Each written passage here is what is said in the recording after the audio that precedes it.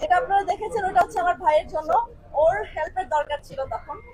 আমি আমার জায়গায় ভালো আছি, আমি আমার জায়গায় ভালো আছি যে আপনারা এসে জিজ্ঞাসা করেন, প্রশ্ন করেন, আপনাদের প্রশ্ন উত্তর দিই, এটাই ভালো। আমার অভিনয় নিয়ে আমি খুব বাজে অভিনয় করি।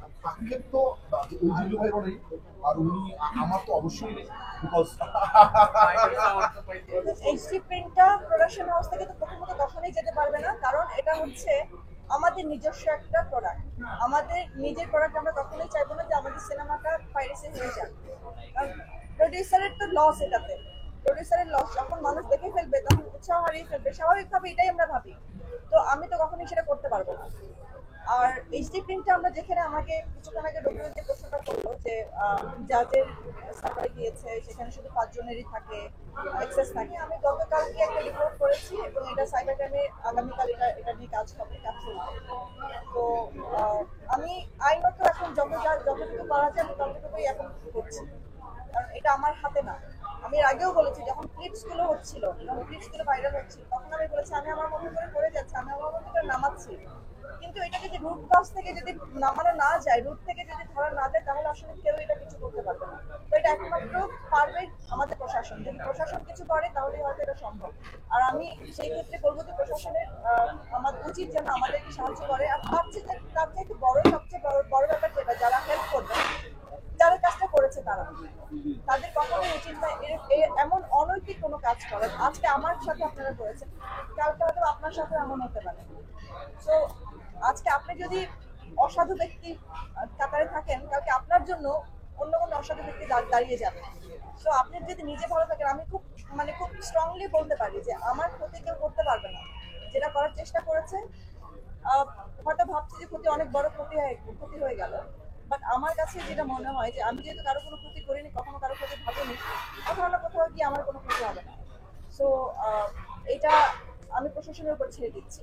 আপনারা যদি দেখে থাকেন, অনেক অনেক মানে হাজার ভিডিওস, হাজার লিঙ্কস আমরা নামিয়েছি, 6500+ আমরা নামিয়েছি।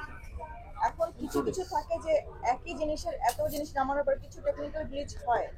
এখন যে মেইন জায়গা থেকে যেখান থেকে যাচ্ছে সেখান থেকে আমরা নামানোর চেষ্টা করছি, এবং আমরা গুগলকেও নোটিফাই করেছি যে প্রবলেমটা হচ্ছে, এবং তাদের মানে গুগল ড্রাইভ থেকে শেয়ার হচ্ছে। তো আমরা তাদের রিপ্লাইয়ের অপেক্ষায় আছি, এবং আমার লয়ার, আমার যে কর্পোরেট লয়ার আছেন, যিনি আমার আইনত ব্যাপারগুলো সমস্ত কিছু দেখেন, উনি এটা নিয়ে অলরেডি কাজ করছেন, এবং যারা এটার সাথে জড়িত সবাই লিগ্যাল নোটিস। আমি কিন্তু আমার প্রথম দিন, সিনেমার কিন্তু প্রথম দিন বলেছিলাম যে এখানে অনেক কিছুই আছে যেগুলো আমি একা সিস্টেমের থেকে কিছুই করতে পারবো না। আমার সাথে সিস্টেম যদি চেঞ্জ করতে হয়, আমার সাথে সাথে সবাইকে আমার মিলে কাজ করতে হবে, কারণ এটা আমার একার কাজ না। এটা আমার একা ভুক্তভোগী হবো না, সবাই ভুক্ত। আমি যদি আজকে আমি পাইরেসি শিকার হই, কালকে আরেকজন প্রডিউসার হবে, তারপর আরেকজন হবে। এগুলো বন্ধ করতে হলে আজকে যদি আমার টাকা কম আসে, কালকে আরেক প্রডিউসার টাকা কম আসবে, তার বড় সিনেমা আসলে তারটাও এরকম হবে। তো এই জিনিসগুলো আসলে একার পক্ষে সম্ভব নয়, সবাইকে একসাথে হতে হবে। তো আমি সবাইকে আহ্বান করছি, সবাই আসুন, একসাথে আমরা বসি, আমরা এটা একটা মানে পদক্ষেপ নেই, আমরা সরকারের সাথে এটা নিয়ে কথা বলি। আর আমাদের দেশে কোনো কিছু করতে হলে একমাত্র আমাদেরকে করতে পারে হচ্ছে আমাদের প্রশাসন এবং আমাদের সরকার। এছাড়া আমরা নিজেরা যদি করতে যাই, তাহলে আবার সেই একটা বন্ধুর চলচ্চিত্র জগতে আমরা চলে যাবো। এটা আসলে ওটিটি রাইটস এর ক্ষেত্রে প্রভাব এর জন্য পড়বে না, কারণ ওটিটিতে যাওয়ার পরেও এই একই জিনিস হয়। ওটিটি থেকে স্ক্রিন রেকর্ড হয়, ওটিটি থেকে আপনার পুরো এইচডি কোয়ালিটিটা চলে আসে। হ্যাঁ, তো সেই ক্ষেত্রে যদি এমনই যদি সব ওটিটি বন্ধ হয়ে যেত এতদিন, তো এটা আসলে পসিবল না। আমার বরঞ্চ এটা আরো ভালো হলো, ওনাদের জন্য আরো বেশি মানে মার্কেটিং করার জায়গাটা মানে কষ্ট হলো না, ওনাদের খরচ করতে খুব বেশি হলো না। ওনারা অলরেডি একটা মার্কেট ভ্যালু পেয়ে গেল এখান থেকে, যেই ওটিটিতেই যাচ্ছে লোকজন অলরেডি জানবে যে ওটিটিতে আসছে, তারা আবার গিয়ে এখানে দেখবে, কারণ আমাদের দেশে ওটিটিতে খুব বেশি টাকা চার্জ করে না সাবস্ক্রিপশনের জন্য। সো এটা ওনাদের জন্য একটা প্লাস পয়েন্ট আমি বলবো। মানে এটা ওটিটি সেলের জন্য এটা নেগেটিভ কোনো পয়েন্ট না, কিছুই না। বরবাদ প্রথম পরিচালক, প্রথম প্রডিউসার, একটা নতুন প্রোডাকশন হাউস, এটার জন্য অনেকেই হয়তো মনে করতে পারে যে নতুন একটা প্রোডাকশন হাউসে সেইভাবে করে এত বড় একটা সিনেমা বানিয়ে নিয়ে গেল, আর এত বড় সফলতা, এটা খুবই স্বাভাবিক না? মানে অনেকের চোখে লাগে এটা। তো সবাই চাইবে যে তাদের দিক থেকে যেন বরবাদ আগে না যাক, 100 কোটির ঘরে না যাক, যেটা আমার হাজবেন্ড কিছুক্ষণ আগে বললো যে 100 কোটির ঘরে উনি আমরা যেটা বলেছি 100 কোটির ঘরে যাচ্ছে, 100 কোটির ঘরে যে যেন আমরা সেই রেকর্ডটা করতে না পারি। বাট ওনারা আসলে বুঝতে পারছেন না যে দিন শেষে 100 কোটির ঘর যদি আজকে বরবাদ যায়, কালকে ওনাদের সিনেমাও যাবে, ওনারা ভালো সিনেমা বানাবে, ওনাদের সিনেমাও যাবে। বাট আসলে প্রবলেমটা হচ্ছে আমাদের মানসিকতা। আমি যেটা মনে করি যে আমরা আসলে উদার হতে পারিনি। আমরা এখনো সেই আহ, একজনের পিছনে আরেকজন লেগে থাকা, এটা আমাদের স্বভাব স্বভাব হয়ে গেছে।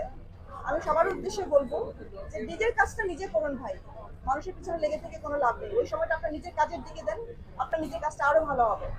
আপনার জন্য আপনার তখন আর এই সময়টা অন্য কারো সিনেমার জন্য খরচ করতে হবে না। আপনার জন্য টাকা, আপনার তখন এই টাকাটা খরচ করতে হবে না আরেকজনের পিছনে। তো আমার মনে হয় যে আমার শুধু বরবাদের সাথে সবকিছু হচ্ছে, বাকি কারোর সাথে হচ্ছে না। এটা এটা সবাই ভালো বলতে পারবে না। আমি আমি আসলে কখনোই আমি অভিনয়ে আসতে চাই না। আর যেটা আপনারা দেখেছেন ওটা হচ্ছে আমার ভাইয়ের জন্য, ওর হেল্পের দরকার ছিল তখন। তাই না? আমি আমার জায়গায় ভালো আছি। আমি আমার জায়গায় ভালো আছি, যে আপনারা এসে জিজ্ঞাসা করেন, প্রশ্ন করেন, আপনাদের প্রশ্নের উত্তর দিই, এটাই ভালো। আমার অভিনয় নিয়ে আমি আর আমি খুব বাজে অভিনয় করি। বাকিদের তো ওই জিল্লু ভাই অনেক, আর উনি আমার তো অবশ্যই নেই, বিকজ Okay. Thank you.